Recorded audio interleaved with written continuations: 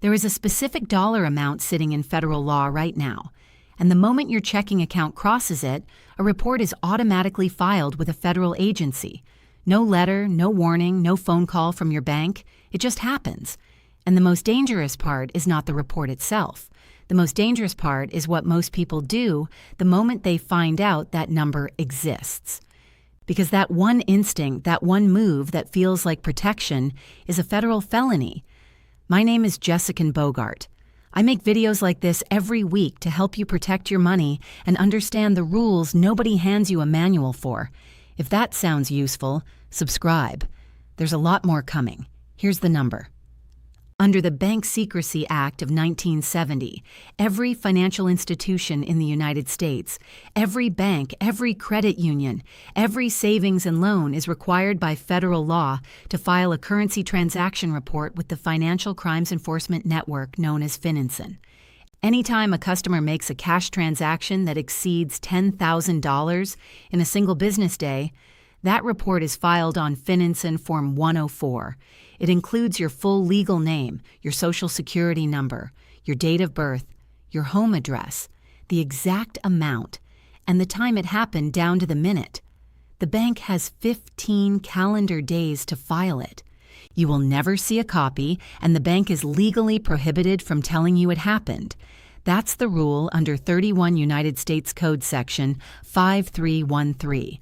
I want to be precise about what actually triggers this because people get confused here. This rule is about cash physical currency, and in certain cases, cash equivalent instruments like money orders and cashier checks. It is not triggered by a regular check you deposit a normal wire transfer or your Social Security direct deposit landing in your account. Those everyday electronic movements aren't what this rule is targeting. And one more detail that catches people off guard. The bank adds up your cash transactions across the entire day, depositing $5,000 at one branch and $6,000 at another branch. That same afternoon still adds up to $11,000 in the bank size. You cannot get around the threshold by splitting locations. Now, here's what people get wrong in both directions. If you're a lower-income retiree, your deposits may rarely come close to $10,000. And that feels like safety. It isn't. I'll show you why in a moment.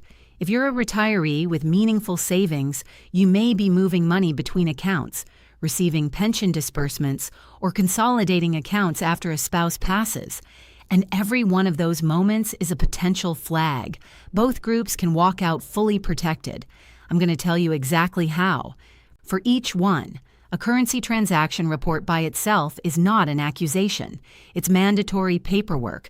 Millions get filed every year, and the overwhelming majority trigger absolutely nothing. The problem isn't the report. The problem is what happens next.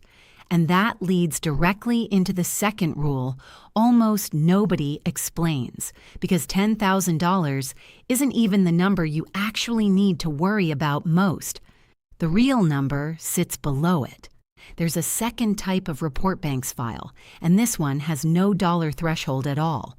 It's called a suspicious activity report, a SAR, and a bank can file one on a transaction of any size, $2,000, $500. There is no floor. The decision comes from the bank's internal compliance software, scanning your transaction history for patterns, not crimes, patterns. And the pattern that trips a SAR fastest is a series of deposits that added together would have crossed $10,000. Anything that looks designed to dodge the reporting requirement. Take a woman named Diane. She's 67, a retired registered nurse outside Nashville. She sold her car for $11,000 in cash because the buyer didn't have a cashier's check that day. Diane had heard somewhere that $10,000 was some kind of government line, so she deposited $5,000 on a Tuesday and $6,000 on a Friday. 2 separate trips, her own money, a completely legal sale. The bank's software saw 2 large deposits in 1 week from an account that had never held more than $3,000, and it filed a SAR with FinCEN. Diane did nothing wrong, but that report now sits in a federal database, cross-referenced against everything she does going forward. Here's the part that costs people the most. The bank cannot tell you a SAR was filed. A bank employee who tips you off commits a federal crime called tipping off, punishable by up to 5 years in prison. So the silence isn't an oversight, it's the law. And that leads directly into the most dangerous part of all this, because once people learn about the $10,000 rule, they all have the same instinct. That instinct is a felony. Pause for a second and pull up your actual checking balance. Not last month's statement, today's number. Hold that in mind because everything from here applies directly to it. When people hear about the $10,000 reporting rule, the first thought is almost always the same. Keep deposits under it. Split it up a little today, a little next week. That instinct is not a workaround. It's a federal felony called structuring. Under Title 31, U.S. Code Section 5324, it is a crime to break up or help break up any transaction with the purpose of avoiding the currency transaction report requirement. You don't have to be laundering money. You don't have to be committing fraud. If every dollar you have is completely legal, earned, inherited, gifted, and you deliberately deposit it in smaller pieces to stay under $10,000, you've committed a federal offense. The penalties are severe.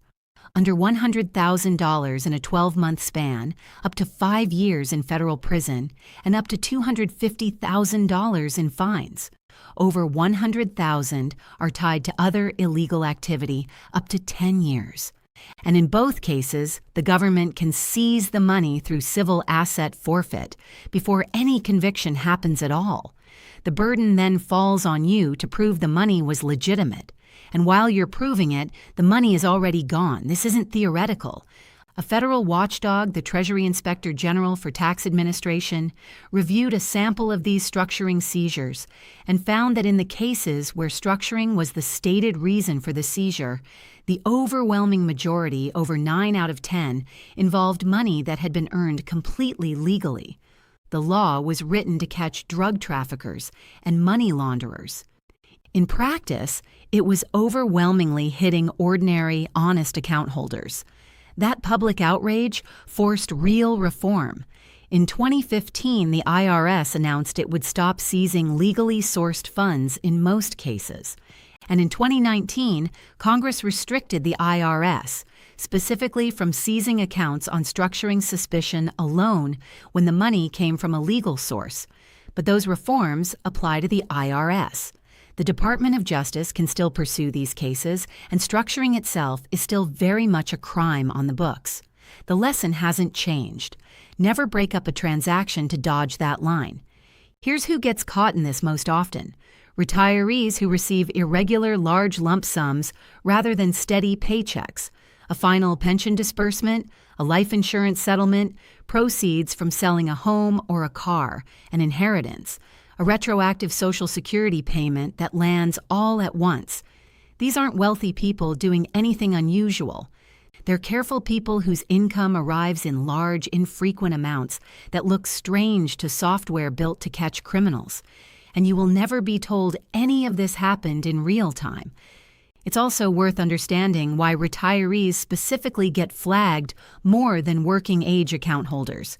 When you were employed, your money mostly moved in one predictable shape: one paycheck, direct deposited, same amount, same schedule. Retirement income doesn't work that way. You might have Social Security landing on one date, a pension on another, investment dividends on a third, and then layered on top of all that, occasional large one-time events, a required withdrawal, a home sale, a settlement. Automated monitoring systems are built to notice variation, and a retiree's financial life is naturally more varied than a single steady paycheck. On top of that, a lot of retirees no longer have an accountant or advisor sitting beside them the way they might have during their working years. So these situations build up quietly, unmanaged, until one of them causes a real problem. None of this means anything is wrong with how you're handling your money. It just means the system was built around a different, more uniform pattern than the one retirement income actually follows. There's also a broader context worth knowing. The Bank Secrecy Act was passed in 1970 to combat money laundering and organized crime, and it was expanded significantly after 2001 under the USA Patriot Act to include terrorism financing. The system was built to catch criminals. It was never built to target retirees, but the software scanning your account doesn't know the difference between a grandmother moving her own savings and someone moving illegal funds. Both patterns can look identical to an algorithm. Documentation is what tells them apart. And to be clear about what a CTR filing actually means for you, Finansen collects the reports, and the IRS may access them during an audit if some other separate reason for suspicion already exists. A CTR by itself is not an audit trigger. It's a data point sitting in a database that only matters if something else brings investigators to it in the first place. So here's what I want you to do. The exemptions, the breaks, the refunds, most seniors already qualify for, but never claim. I've put them all in one place, state by state, form by form, so you don't waste hours digging through government sites. Everything's laid out fast and simple so any senior can find exactly what applies to them. No matter what state you're in, there's money you're leaving on the table. It's called the Senior Exemption Playbook. It's in the first pinned comment right below this video. Just tap it once and you'll have everything you need. Now, stay right here because the next part is the single most important protection most seniors never use. And it's the reason I made this whole video. The protection isn't avoidance. It's documentation and transparency. That's the only thing separating a routine CTR filing that goes nowhere from a real problem. Take a woman named Sylvia. She's 71, a retired elementary school principal from Baton Rouge. Her brother passed away and left her $38,000 from his estate. She walked into her bank, deposited the full amount in one transaction, handed the teller a copy of the estate settlement letter and the will naming her as beneficiary, and asked the teller to note the source. A CTR was filed. Sylvia never heard another word about it. The documentation made sure of that. That's the principle. Deposit the full amount in one transaction. Bring paperwork that explains the source, a bill of sale for a vehicle, a gift letter from your child stating the amount, the date, and that it's a gift with no repayment expected, an estate settlement letter, a pension award letter, a Social Security notice of payment. Keep a copy. You'll likely never need it, but if the question ever comes up, you hand over the answer instead of scrambling for one. There's more to protecting yourself here than the deposit itself. And this is where I want to add a few things that don't get talked about enough. One useful habit is keeping your money in separate buckets instead of running your whole financial life through one checking account. Your checking account should really only hold 1 to 2 months of living expenses plus a small cushion. It's your wallet, not your vault. A separate high-yield savings or money market account FDIC insured is a better home for your 3 to 6 month emergency reserve, and it actually earns you something instead of sitting at a fraction of a percent while inflation quietly eats it. Money you won't touch for a year or more can work harder still in something like short-term treasury bills or CDs. Beyond keeping your accounts cleaner and less flag-prone, this structure solves a second, quieter problem. Idle cash in checking is losing real value every year. It just sits there. If you're 73 or older and required to take a minimum distribution from a traditional IRA or 401k, a lot of people take the whole thing as one lump sum in December and drop it straight into checking, which is exactly the kind of single large deposit that stands out, if your plan allows it. Taking that distribution in smaller scheduled amounts across the year is not structuring. Structuring means breaking up a transaction specifically to dodge a report.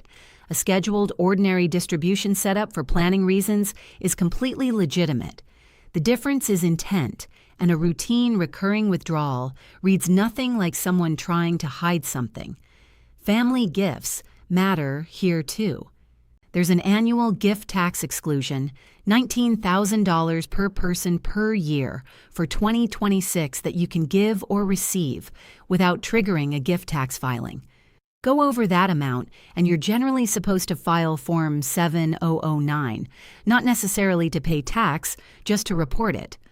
Large untracked transfers between family members are exactly the kind of thing that becomes a headache if your account ever gets a second look. So keeping a simple written record protects you either way. 2 more things worth knowing. First, a single high-income year, a big retirement account withdrawal, a Roth conversion, an inheritance. Selling a rental property can push up to 85% of your Social Security benefit into taxable territory. And separately, it can trigger ARMA A, the income-related adjustment that raises your Medicare, Part B and D premiums 2 years later, based on that year's income. People take one big distribution, forget about it, and get blindsided by a higher Medicare bill years afterward. Spreading large income events across tax years when you have the option quietly protects you on both fronts. Second, if you're now using apps like Venmo, PayPal, Zelle, or Cash App for selling things or receiving money from family, know that activity can generate its own tax paperwork. And if those apps feed directly into your main checking account, it all blends into the same picture the monitoring systems are watching. That doesn't mean stop using them. It means keep that activity as organized as everything else. Here's your action plan. Step 1. Before you deposit any large sum, gather the document that proves where it came from. The bill of sale, the estate letter, the gift letter, the pension notice. Step 2. Deposit the full amount in a single transaction. Never split it across days or branches. Step 3. Hand the source documentation to the teller in person and ask them to note it on the transaction. You're allowed to do this and it protects you. Step 4. Keep a personal file, physical or scanned, of every supporting document for any transaction over $5,000. Step 5. If you're moving your own money between accounts or closing one after a loss, do it as a single wire with a memo line explaining why, and keep both statements showing the same day transfer. Step 6. Never, under any circumstance, break a deposit or withdrawal into smaller pieces to stay under $10,000. A large legitimate transaction is fine. Trying to dodge the report is the only thing that's actually dangerous. One more thing before you go, because I think it's the most reassuring part of everything I've covered today. None of this means you should keep cash at home to avoid the banking system altogether. I understand the appeal. No bank, no reports, no algorithm watching. But that's a bad trade. Cash sitting in a house isn't insured. If there's a fire or a theft, it's simply gone with no way to recover it. Large amounts of cash can create their own legal complications if you're ever asked to prove where they came from. And like idle checking balances, cash at home loses real value to inflation every year while earning you nothing. The answer was never to hide your money. It's to organize it. Clean structure beats concealment every single time. Your bank isn't required to explain any of this to you, and it isn't allowed to warn you after the fact either.